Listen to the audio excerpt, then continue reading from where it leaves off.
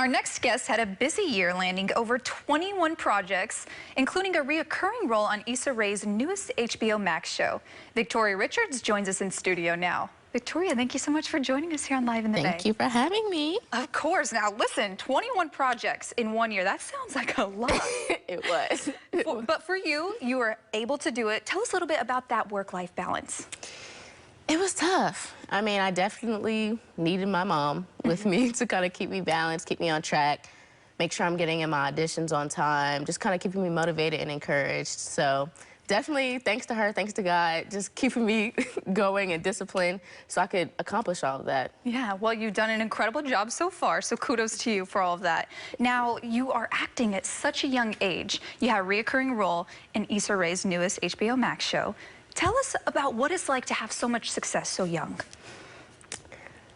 It's awesome. Like, I'm so blessed. I'm so thankful. Just like my mom's very successful, so I've learned a lot from her. I feel like I still have so far to go. Like, I'm still in the beginning stages. So I think success is about your mindset and just believing what you can accomplish. So it's really awesome. It's really awesome, especially to be on the set of Rap-ish and be around so many people who have accomplished so much in the industry already. Just learning from them, learning from their grind, learning from their hustle.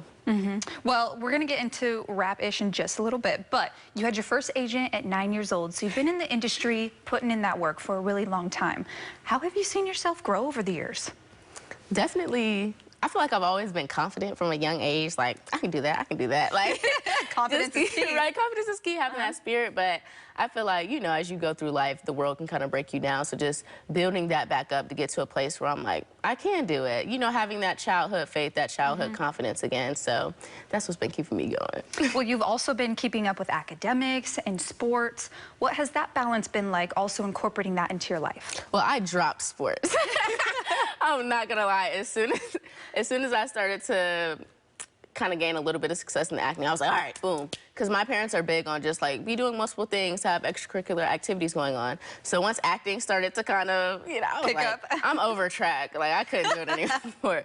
But school, definitely still balancing now. I want to get my degree, but I am taking my time right now because it's a lot of traveling. It's a lot. Yeah. So just trying to find that balance. Now let's talk about your reoccurring role on Issa Rae's show and the HBO Max show, Rap-ish. How has your role developed over the past few years, and what's so exciting about having a reoccurring role on the show?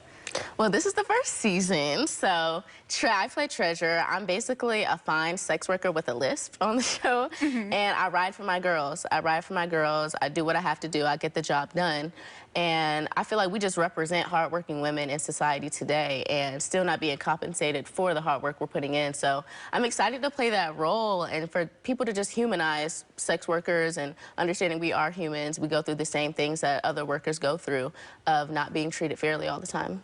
And what would you say are maybe some similarities and differences between your character and you personally? Definitely being loyal to a fault. That's definitely me in real life and me on the show. So I feel like despite how people treat us, sometimes we still stick around because of loyalty and because of how much we care for somebody and how much time we've invested in what we're doing. So I feel like me and Treasure both battle with being able to let toxic people go sometimes. And what was it like working with Issa Rae? It was amazing.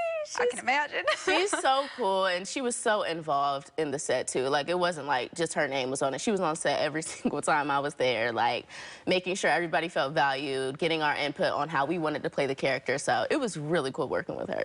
And for those who may have not seen the show yet or don't know what to expect from the show, what can they expect from watching this? Man, just watching two young women chase their dreams. It's a beautiful thing, and it's something we do feel like we see a lot of on social media, but to see it on the show and see the behind the scenes of not just the highlight reel, but the grind, the rejection, the no's, stuff that we all have faced in our industry, seeing them get through the no's to get to the yeses. So we're maybe looking ahead at a season 2? Just maybe.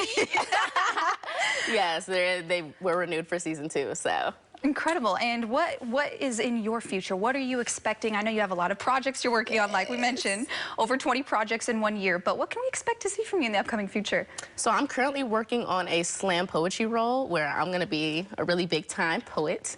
So I'm going to be filming that in November for a project called Bad Bee, the curse word. Everything I'm in has a curse word in it. So yes, we'll be expecting that. It's going to be a feature film, and I'm very excited for it. Just preparing. Incredible. Well, thank you so much for your time. We appreciate it, Victoria. Thank you. To connect with Victoria, we'll have a link on our website.